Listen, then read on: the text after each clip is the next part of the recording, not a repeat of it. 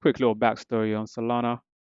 So last year, me and a couple of the guys in the group were looking at a few new and emerging coins. One of those was Solana, and another one was Swipe, both around January to February. And we were using TradingView's filters to find, which coins had low a low number in terms of circulating supply. So by low, I just mean less than like 800 million. So they've got a chance to grow to a large number. Yeah, so Solana obviously just way overtook Swipe in terms of our predictions, but there was a lot more key fundamentals in terms of what they were doing with their ecosystem. Let's just see what it's actually doing now.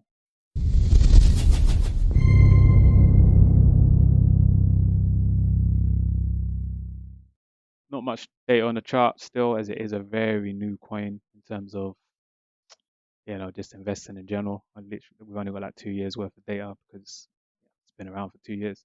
So still bullish, big expansive move. We've just got a nice deep pullback, so it's just kind of a good time to be looking at entries around this area. We might get some symmetry if we drop down to this $50 level, but uh, it's not a very nice level to drop to. I'll be honest. I think that would be below. If there was an EMA here, it would just be below it, as in a 50 EMA, just be below it. But again, price can sometimes just wick it right down there and then come back up. So it doesn't mean a thing sometimes coming down to this level. But that's all I have on it for the month. For the weekly, a little bit more, and I'll look. There's the demand zone, so it's actually right on the nose of that 50 level. So I draw these out.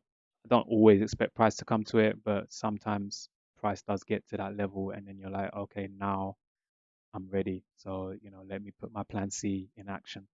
So plan B probably was around here. Didn't go as far as we wanted. If you didn't get plan A, which is obviously the initial rise, then you just have to keep working on finding newer entries and getting where you can. But try getting smart. Don't get in at the top. Don't get in when it's still dropping. Try, put things to the test. What I'm looking for that is price to be coming down here right again, right to this $80 level, and either clipping some of these levels at the bottom. So we've got this one here. I think there's only two. I mark that one out. And if I zoom in, it's basically the same as the market structure. So either one of these levels would be nice to clip. If we come down there and we get a failed swing low, then there's going to be some entries that we can refine into. Alternatively, looking at the daily, we've got, so let's go from left to right, always like a book. We've just been descending down, lows, lower low, lows, lower low, and then we break. So that's that trend. That trend is done now. So that's a nice sign showing that we're in a bullish market structure.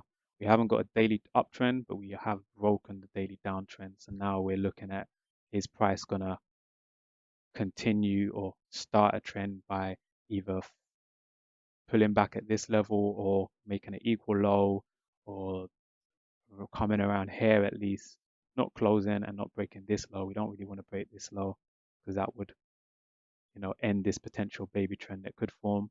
But again, at the same time, it doesn't mean that we still can't take off if we come down here and we get some strength from that weekly that I mentioned earlier.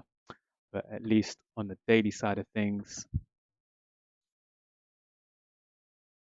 mm, I say at least because I'm looking for a fractal, but I see none on this level. So really, all we have is just price deciding if it's going to fail to close around here, which today unlikely. But at the same time, you know the crazy things happen in the crypto market.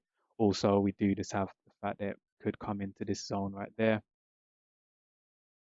So we broke above this fractal, creating this zone.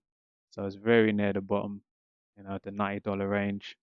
But at the same time, potentially, if we come this far down, there might be some action that could take place in this area. But either way, we're looking at this swing low here.